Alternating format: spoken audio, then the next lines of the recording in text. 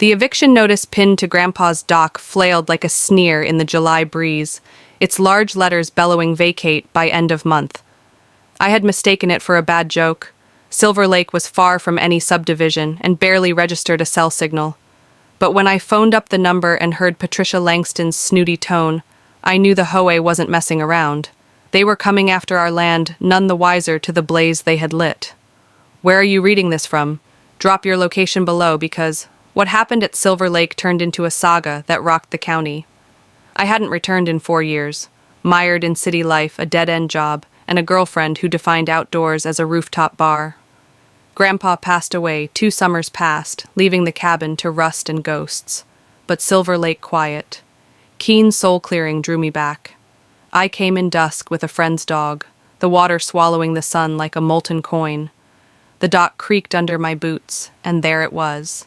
The laminated placard, Patricia's name scrolled like a conqueror's. The Silver Lake Stewardship Alliance had reassigned our cabin as common land for enforcement. This wasn't a gated community. It was our legacy inside the cabin, felt like it was frozen in time. Grandpa's rocking chair pointing out the lake, his fishing rod leaning like it expected his return. A thud beneath the floor creaked the silence. The dog's ears twitched. I tapped the hollow spot, prying open a seam beside the fireplace. I discovered a metal box and a yellowed note in Grandpa's scroll. If they come for the lake check where water meets stone, don't let them erase us. It felt like a riddle from a man who'd never lost a fight. The box was locked. No key. I stashed it away. The words burning next morning, I struck town. The clerk in the general store. Mrs. Delaney gave me free jerky, but winced at Ho Patricia. A wealthy new arrival with a lakefront estate had turned a cleanup crew into a power. Hungry HOA restricting unsightly cabins like ours, her estate shone with solar panels and a mailbox worth more than my Jeep surveyors in orange vests paced along her shoreline, and my stomach knotted. They were eyeing our land. Grandpa once hinted the original deed wasn't in any courthouse approved by a judge, prior to Silver Lake having a name where stone encounters water. I searched the lake's rocky south rim, uncovering a tin tucked into a limestone crevice. Within it was wrapped in oilcloth, an 1892 land grant wax. Our family's name stamped in faded ink at the county clerk's. The clerks gawked. A historian and attorney verified it, an ironclad pre-statehood claim that evening on the dock with a beer. The dog at my side felt Grandpa's truth. The lake reflected more than light. It held our fight. The Ho thought I'd fold. They didn't know 5 generations of defiance ran through me. Dawn brought a drills wine. 2 men in neon vests bolted a sign to my tree. HOA regulated zone, compliance required. Patricia rolled up in a branded golf cart, sunglasses on despite clouds, smiling like she'd already won. I asked how many rules I broke by existing. She handed me a glossy map. Our cabin inside her redrawn hoe border. I called it carnival trash and flashed the land grant. She dismissed it as subject to modern interpretation. Legal nonsense meant to intimidate. I had no law degree, but I had proof that made her map look like a scam. A khaki-clad inspector arrived snapping photos for an HOA database. I told him to inventory his exit. He cited dock materials and roof colors. I told the dock was older than his boss's ego. He kept shooting. I shot back with my phone at the bait shop, Grandpa's friend, Walt. A retired surveyor laughed at Patricia's map. It ignored original plats. We pulled county records, establishing the HOA's boundaries were fiction swallowing land. Never for sale, Patricia's next move was a violation list, rustic paint, unpermitted fire pit barking dog. I told the dog only barked at liars. She threatened fines. I mentioned a commissioner who fished off our dock when her crew staked off my shoreline for a kayak access. I stood firm, asking if they could swim. They left. I notarized the land grant mailing copies to the county sheriff and a lawyer pal. Trail cams went up, signs warning of surveillance. A black Range Rover crawled by tinted windows, humming menace at a community potluck. I tapped the mic, laying out the grant maps and filings. Silence, then applause. Patricia cornered me outside, hissing, "This isn't over." I said it never started until she stole what wasn't hers that night. A creak under the floor led me back to the box with a screwdriver and hammer.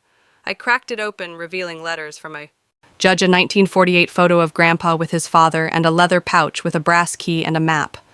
It marked a boulder stone formation is true at daybreak. I climbed to the location, discovering a trapdoor under underbrush stone stairs, led down to a room with a crate containing survey observations, from 1891. A Bible and photographs evidence our assertion was before the county. I photographed it all, submitting it to my lawyer. He called thrilled the HOA's map was legally on life support. A journalist videotaped the crate trap due, and me broadcasting the report that evening it went viral. Patricia came with an attorney requesting copies. I gave them certified mail, providing slow-motion trapdoor video. A tampered trail cam broken card missing indicated their desperation. I replaced locks and monitored feeds late coffee in hand, aware they were trapped. Silence grew sinister at dawn, the dog snarled. The boat ramp was covered in concrete and hoe sign planted on top. Compliance project trail cams caught Patricia at 3 a.m., orchestrating the pour. I edited the footage with a snarky voice over, posting it everywhere. Forums, groups, socials, it blew up. Locals were outraged. A judge deemed it malicious interference. News crews taped me with the slab. Broadcasting the sabotage, a late-night show ridiculed Patricia's concrete crimes. She stormed over, accusing me of slander. I proposed to debate on camera. She ran away. My lawyer verified the concrete was prosecutable. I filed a complaint with the county attaching the grant and judge's letters. They opened an investigation ordering the ramp untouched. I hosted a concrete cookout. Inviting locals and news signs read Patricia's Dam and HOA. A private investigator's voicemail revealed Patricia's developer ties, aiming for a luxury resort.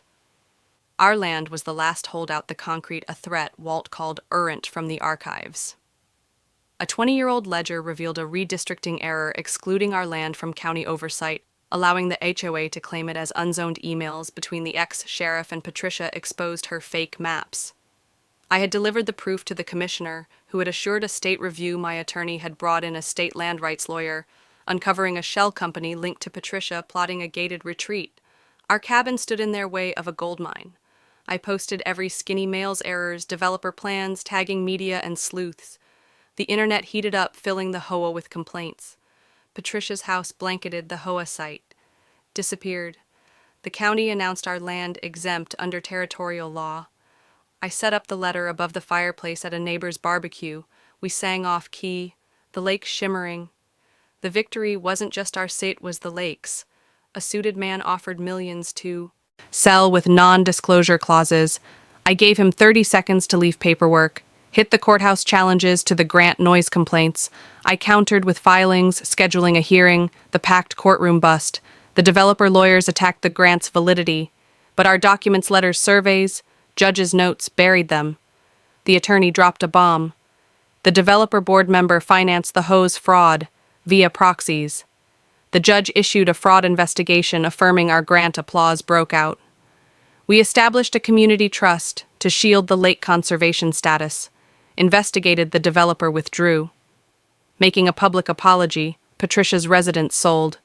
The HOA was dissolved, the concrete cracked and crumbling like her plan. I constructed a shelter framing the grant and survey notes, not a museum, a promise locals told stories of. Picnics and trades binding us to the lake's history. A teacher had designed history trips I'd written. Grandpa hiding the letter under the fireplace rock. The cabin remains the lake's open months.